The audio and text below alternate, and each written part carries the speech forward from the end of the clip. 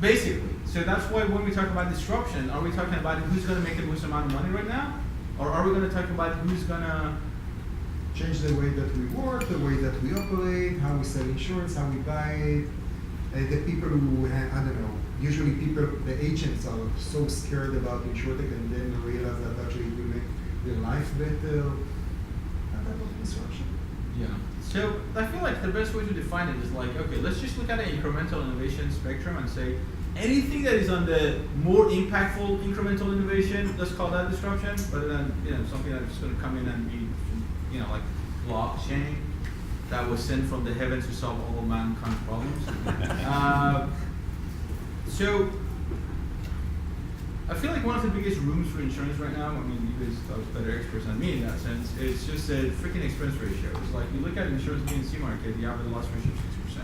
What does that mean? It's like from every dollar spent on insurance, people are just getting 60 cents back, which as a mutual company, that should not be the case, right? Like peer-to-peer.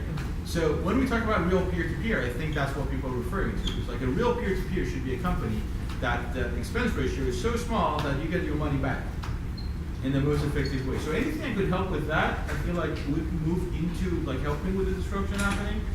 And then I feel like the other part that I'm at least very excited about in insurance is just new products. I feel like there's a lot of underinsured areas on the global perspective speaking too.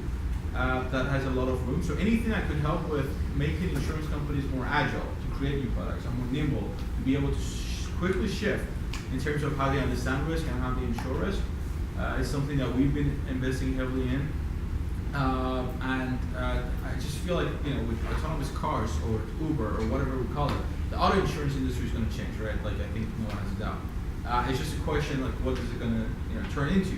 And I feel like a lot of people don't have that answer. We all have hypotheses about what's going to be. But one thing for sure is that it's going to change. So the question is that what kind of infrastructure does an insurance company need? Or anyone who is in the insurance business, even if it's not the incumbents who exist today, to be able to quickly adapt to what happens next. I feel like that is the future of insurance. That flexibility and that option to be able to quickly distribute risk across multiple people for people to have financial security.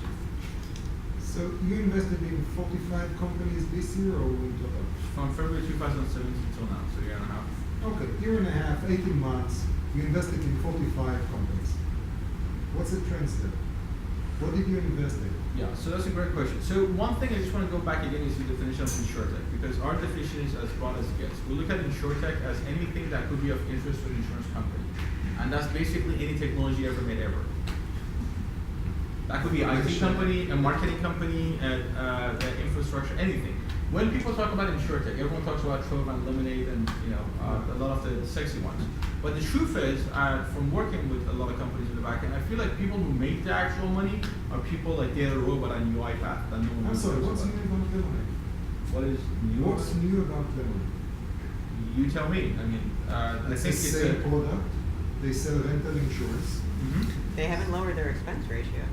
So yes, so one thing that I like about Lemonade is that they definitely could sell better. I mean, there's two things. One, I hate distribution in general in insurance. I was just talking to Chris. It's like, how do you compete with a company who spends 1.6 billion in advertising, aka Geico? You have to spend 1.1, but do it better. But you can't expect to spend 20 million and win Geico's market share. And at the same time, Geico could spend that much money because they could have a 96% combined ratio because they have a Warren Buffett to invest the money, right? But as an MGA, that model doesn't make sense. I mean, unless you have like 40% margin, it's just, it doesn't make sense. And as a startup like Lemonade or Metromile, you just don't have it. If you look at Metromile, it's a good example, a company that's been around more than Lemonade. The new round that they raised, the whole focus now is not as much, I think from what I see, on direct distribution. Their actual model is now, how can we license the infrastructure that allowed us to do this to insurance companies now? That's where the money is at, not on the distribution perspective. So I feel like Lemonade is very good at the marketing engine. They're very effective in that sense. I think the average, if I'm not mistaken, the last number I have on my head, they were selling renters on average $6 compared to farmers, which was $12. $5 is their marketing. 5 or 6, something like that. Yeah. Versus 12, which is the average of the market, right? But then their loss ratio is 150. And my feedback was like, I could sell renters for $1, but my company is going to be 300%. So it's not hard to sell a $1 product. But I feel like how fast they're growing in distribution is their biggest advantage, which I feel like that's why a lot of VC money went into it. Right timing. They started as a peer-to-peer company, but then pivoted into a captive model. That was like the name. They've actually, they've distanced themselves from actually using that terminology. Because they wouldn't get the license, so that was the biggest reason. They moved into a captive model, which is not that, I'm familiar with the common insurance product. The beauty about that we can always use them as a topic, and then we have like 5 more minutes into the But we'll go back to your investments. Yeah.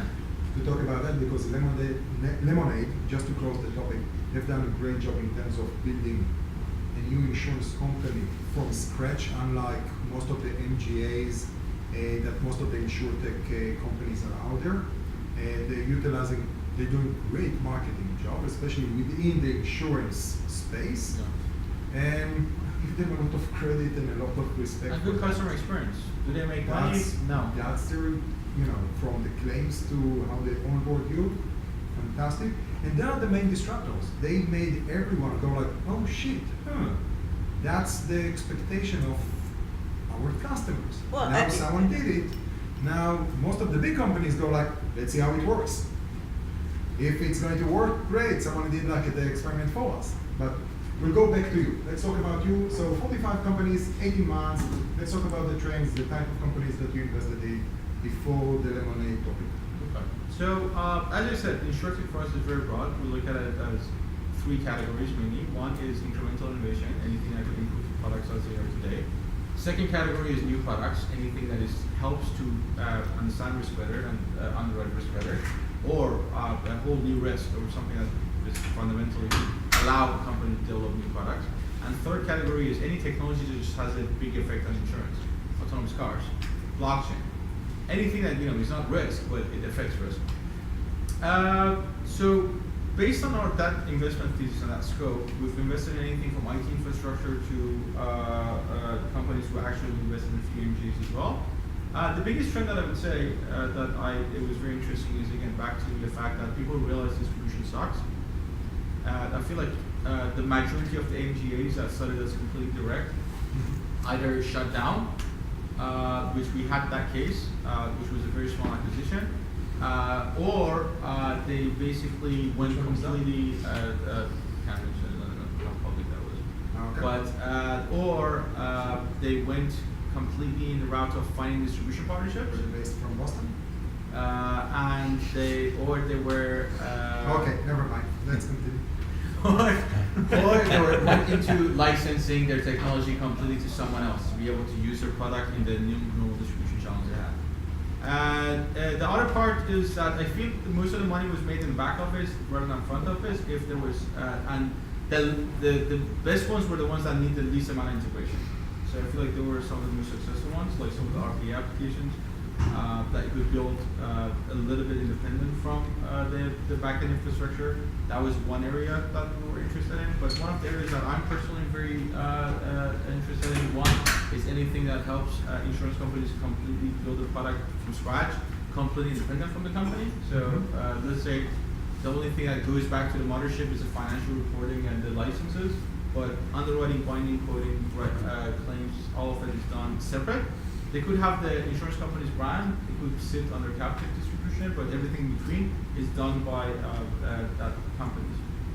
And then also on the life insurance and pension side, I think the pension space is a space that has been very ready to be disrupted now.